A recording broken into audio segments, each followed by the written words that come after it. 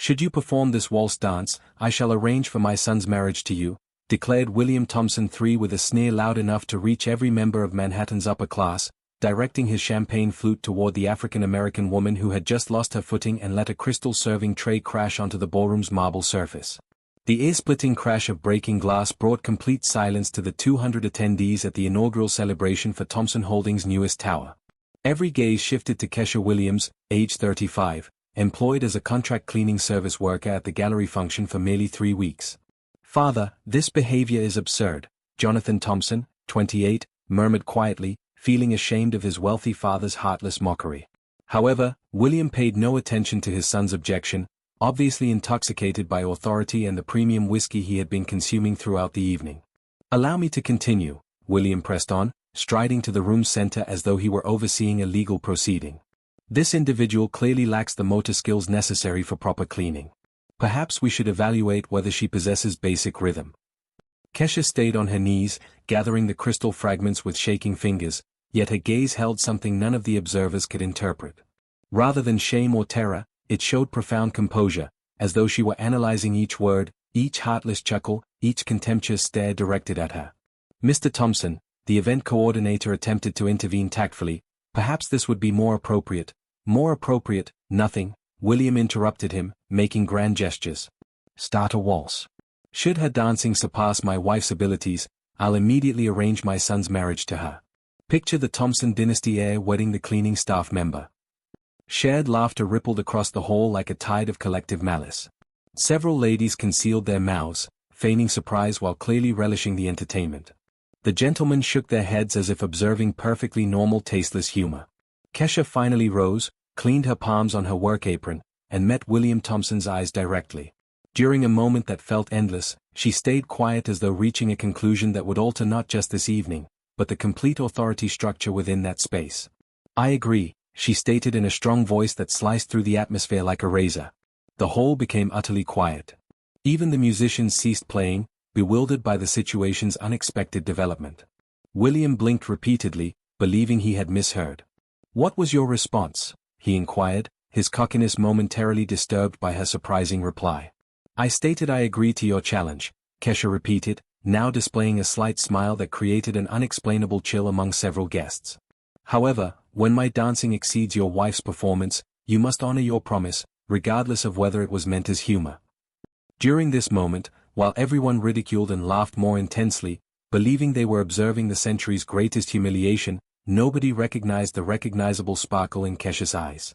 The identical sparkle that had once captivated audiences across the globe's most renowned stages before one tragic evening permanently altered her life's direction.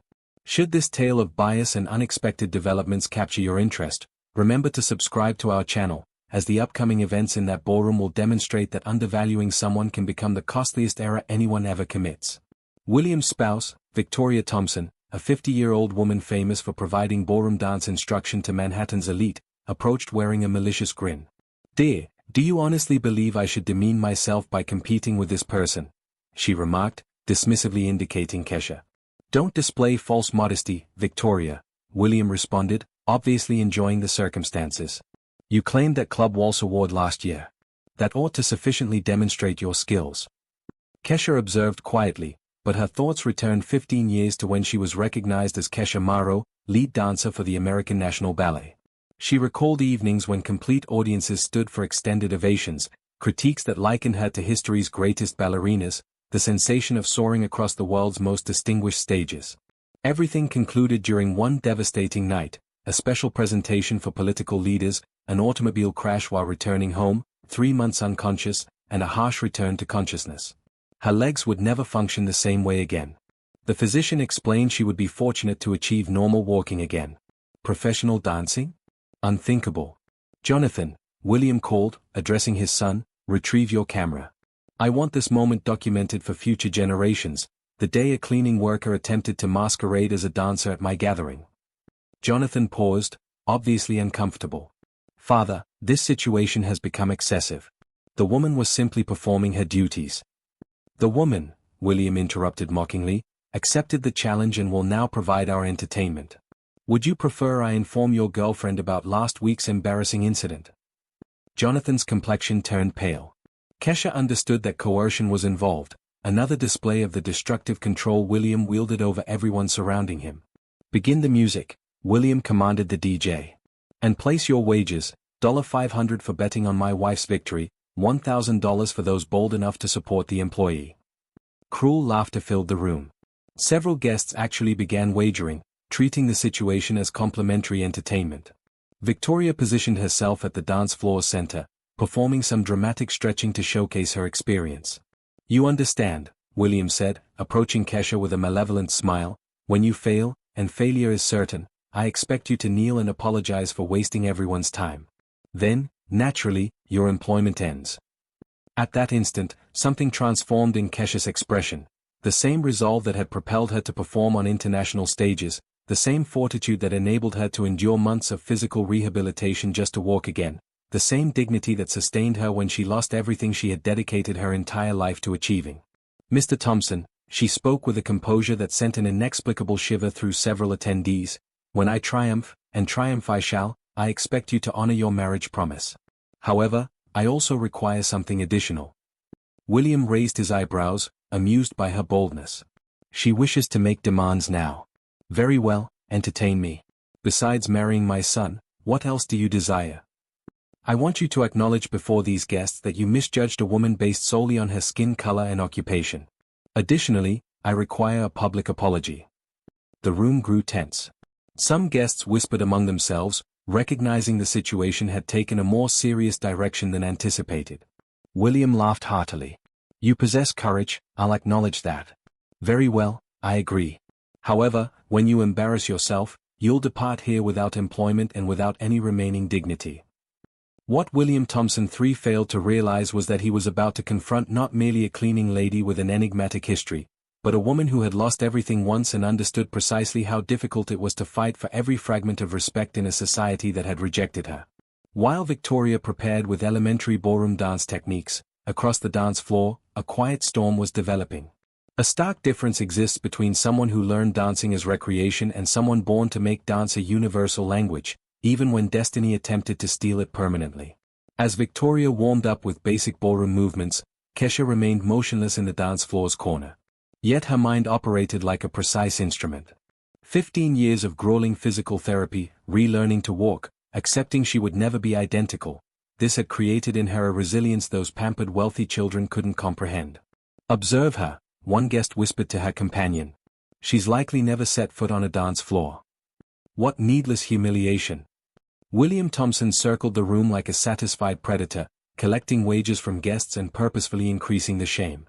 $500 says she cannot complete the song without stumbling, he announced, raising his champagne glass. $1,000 for anyone wagering she'll flee mid-performance.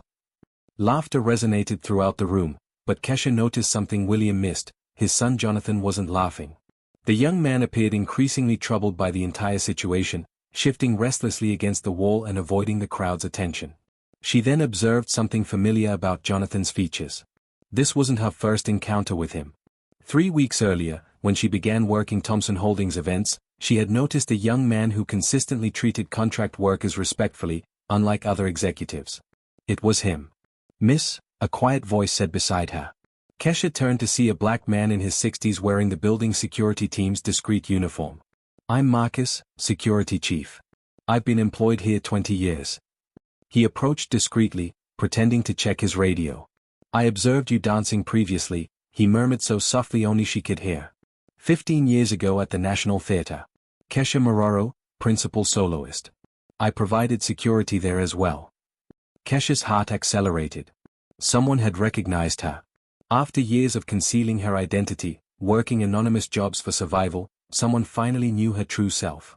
"I believed you perished in the accident," Marcus continued, his eyes showing shock and admiration. "The press reported you'd never dance again." "The press reported many things," Kesha replied, maintaining steady composure. "Not everything was accurate." Marcus nodded slowly. "What they did to you was unjust.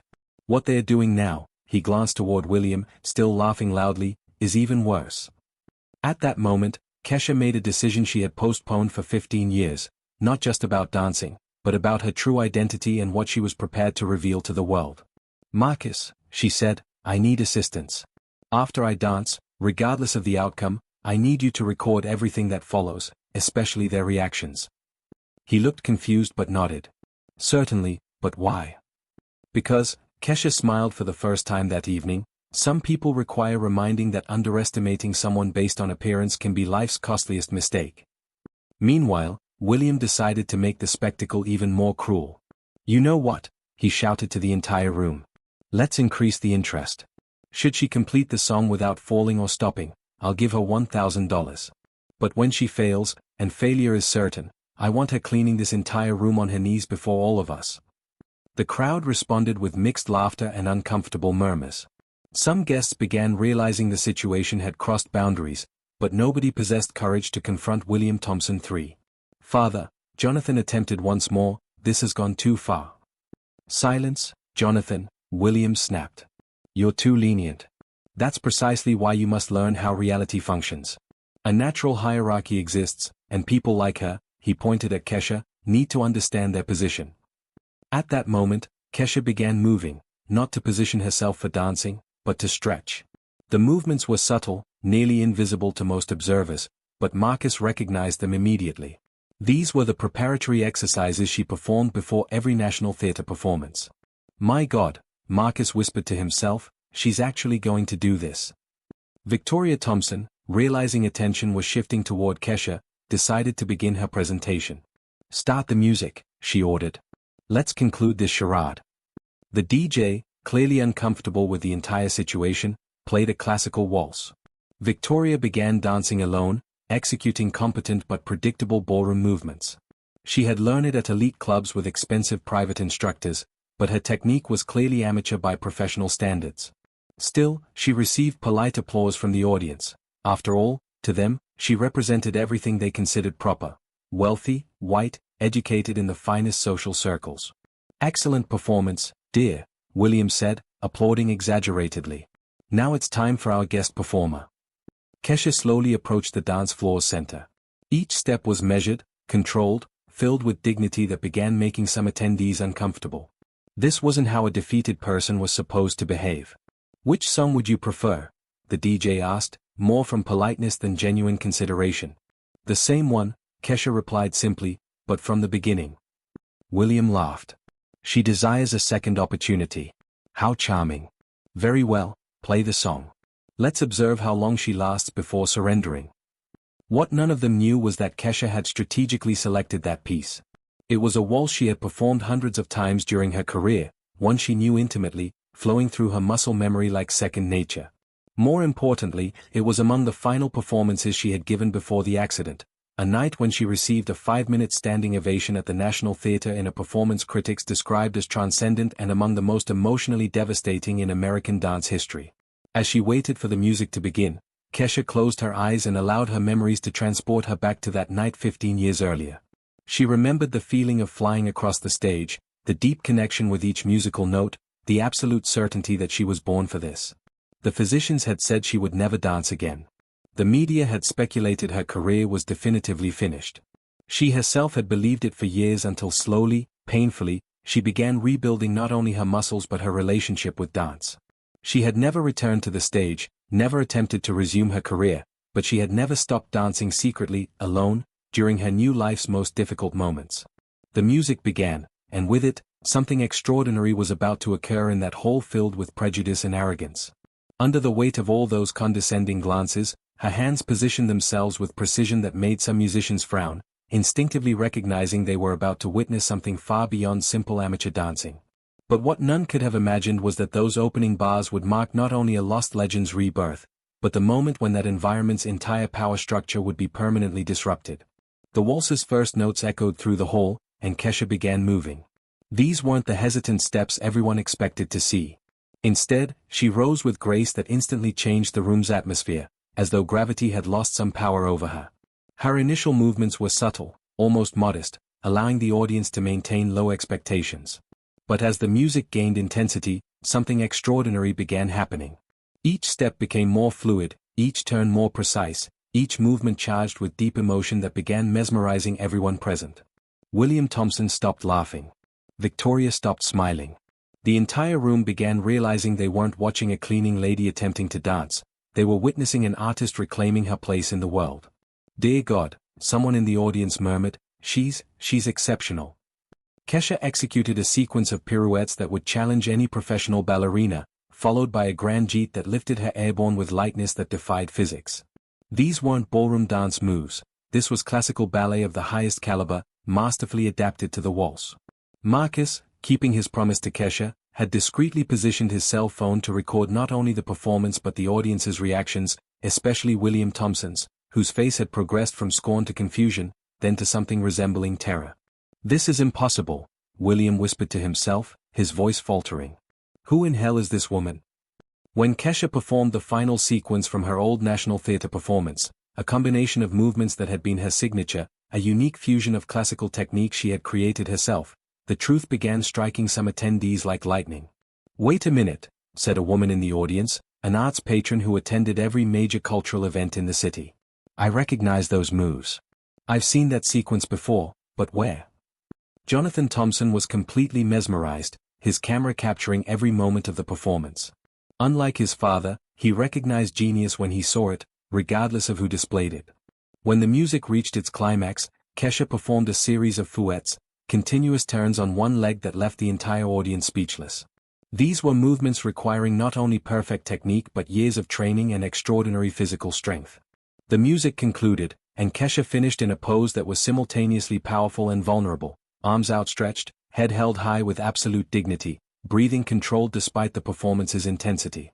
The following silence lasted eternally, the kind that occurs when an audience witnesses something transcending their wildest expectations. Then slowly, one person began applauding, then another. Within seconds, the entire hall was standing, applauding with intensity that made the windows rattle.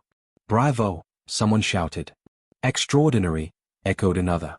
William Thompson was ghost pale, realizing he had just been completely humiliated by someone he considered inferior. Worse, he had done so before Manhattan's elite, who now regarded him with mixed disapproval and embarrassment. At that moment, Marcus approached Kesha, still recording. "Ladies and gentlemen," he announced loudly enough for everyone to hear, "allow me to present Kesha Morrow, former principal soloist with the American National Ballet." The name resonated through the hall like an explosion. Several people gasped, others exclaimed in shock. Kesha Morrow was a legend, a ballerina who had mysteriously vanished at her career's peak after a tragic accident. "Impossible," Victoria Thompson stammered. "Kesha Morrow is dead, or at least she never danced again after the accident." "Clearly," Kesha said, finally breaking her silence, "reports of my death have been greatly exaggerated." The crowd laughed, but William Thompson found nothing amusing. The reality of what had occurred began hitting him like a freight train. He had publicly humiliated one of American history's greatest performers. Worse, he had done so on camera. "Mr. Thompson," Marcus said, still holding the cell phone, "you stated that if she danced better than your wife, you would marry her to your son. I believe this entire audience can testify that the condition has been more than satisfied." Jonathan, realizing where the situation was heading, approached Kesha. "Miss Morrow," he said, "I would like to publicly apologize for my father's behavior. It was inexcusable." "Jonathan, shut up." William exploded, his mask of control finally slipping completely. "You will not apologize to anyone, especially not to her." At that moment, Kesha revealed her plan's true extent. "Mr. Thompson," she said calmly, "I believe we have a marriage proposal to discuss. After all, a man of your standing surely honors his word, doesn't he?" The audience fell silent, realizing they were witnessing something far greater than a simple talent display. "You must be insane if you think I'll honor a drunken joke," William growled, his arrogance returning as desperation. "Ah, but it wasn't a joke," Kesha said, smiling. "Marcus, could you replay the recording of Mr. Thompson's statements tonight?" Marcus held his cell phone high enough for everyone to hear as he played the clear recording of William making the bet, doubling the conditions, increasing the humiliations, and publicly declaring he would marry his son to her if she won the challenge. The recording continued, "And here he is confirming the terms even after I specified he would have to keep his word." The audience murmured, some laughing nervously, others clearly embarrassed by the situation William had created for himself. "That's blackmail," William shouted, completely losing composure. "No," Kesha corrected calmly, "this is accountability. You made a public bet with clear terms before 200 witnesses. Now you must decide if you are a man of your word or if your reputation is worth less than your prejudice. Jonathan moved closer to Kesha. Miss Marrero, he said, if you'll permit me, I would like to honor my father's word, not because I'm forced to, but because any man would be honored to marry someone of your talent and dignity. The audience murmured, surprised by the unexpected romantic turn. William was now visibly trembling with rage. Jonathan, if you do this, you're out of the company, out of the family, out of everything. Then so be it, Jonathan replied, extending his hand to Kesha. Some things are more important than money, Dad, like having integrity. Kesha looked at the outstretched hand, then at the audience, then at William Thompson, who was clearly having what appeared to be a public nervous breakdown. Mr. Thompson, she said, 15 years ago, people like you decided I had no value after I became imperfect. Today, you tried to humiliate me based on my skin color and the work I do to survive. But you know what I've discovered? True nobility doesn't come from inheritance or bank accounts, it comes from how we treat other human beings when we think no one is watching. She turned to Jonathan. Your son seems to have learned that lesson despite your best efforts. As for the proposal, she smiled, I'll accept dinner with him, but marriage, well, that's something two people decide together based on love and respect, not humiliating bets. The audience erupted in applause again, but this time it wasn't just for the dance, it was approval for the dignity and wisdom Kesha had shown. William Thompson, realizing he had lost not only the bet but the respect of everyone present, including his own son, muttered something about leaving it to the lawyers and left the hall, followed by Victoria, who was clearly mortified by the entire situation. Marcus stopped recording and approached Kesha. This is going to be very interesting when it hits social media, he said with a smile. As Manhattan's elite continued processing what they had just witnessed, a lesson in prejudice, humility, and the difference between social class and true class, one question remained in the air. How would William Thompson, a man who built his empire on his reputation, deal with the fact that his arrogance and prejudice had been exposed in the most public and humiliating way possible, and that this exposure was about to spread far beyond that ballroom? Marcus' recording spread across social media like wildfire. In under 24 hours, Millionaire humiliates legendary ballerina had become a worldwide trending topic, accumulating millions of views and outraged comments. William Thompson III awakened the following day to discover his company had lost $3 million in contracts overnight. His partners were demanding an emergency meeting, and his wife Victoria had locked herself in their bedroom, refusing to appear publicly. Father, Jonathan said when he found his father in his office surrounded by newspapers with devastating headlines, the board has voted. You have 1 hour to resign or you will be forcibly removed. William looked at his son, seeing for the first time not submission, but determination. You did this, he murmured. You betrayed me. No, Jonathan replied calmly, you betrayed yourself the moment you decided your arrogance was worth more than your humanity. Meanwhile, Kesha was being bombarded with offers. 3 international ballet companies wanted her to choreograph special performances. Lincoln Center had called offering a solo event. Hollywood producers were interested in turning her story into a movie. But the offer that touched her most came from an unexpected source, the children at the community school where she had taught before working for Thompson Holdings. They had pooled their savings, $23 in total, to offer her a scholarship to return to teaching. I'll take it, Kesha said tearfully, but on one condition, let's turn this into something bigger. 6 months later, the Kesha Marrero Center for the Arts opened in Manhattan's heart, funded by donations that poured in from around the world after her story went viral. Jonathan Thompson, now running a completely revamped version of the family business focused on social responsibility, was the first major donor. William Thompson, meanwhile, had lost everything: his company, his reputation, his family. Victoria had filed for divorce and moved to Europe. He was last seen working as a low-level consultant at a small firm, a shadow of the arrogant man who once believed money gave him the right to humiliate other human beings. You know what impresses me most about this entire story? Marcus said during the center's opening, watching Kesha teach a class of diverse, smiling children. It wasn't just a victory over prejudice, it was a lesson in how true nobility responds to cruelty.